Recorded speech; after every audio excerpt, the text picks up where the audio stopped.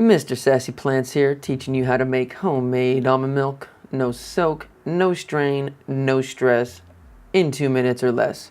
Let's get started. Grab your blender of choice, a spoon, a measuring cup, and of course, some raw almond butter. Not roasted, not toasted. Get your little cuppy. We're gonna do 2 cups of Wawa. That's H2O for you adults. Next, grab the raw almond butter in your spoon. Go ahead and scoop out 2 spoonfuls.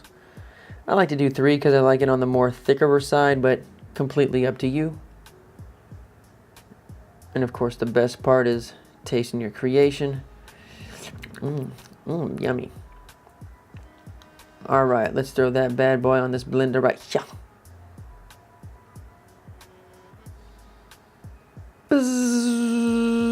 Do that for about a minute, and you're done. All right, let's see how this tastes. Some nibblies.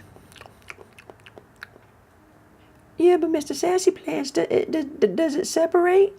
Well, yeah. I mean, it has oil in it, you Gumby. But the solution is simple.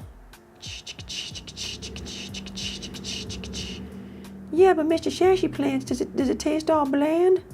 You mean have your taste buds been oversaturated with sugar your whole life? Yes. Now, I prefer it on the unsweetened side because I get to use it in other recipes, but if you want to sweeten it up, you can throw in some vanilla extract, some Tirani, a little bit of maple syrup, and boy, my vision is really blurry. And that's it.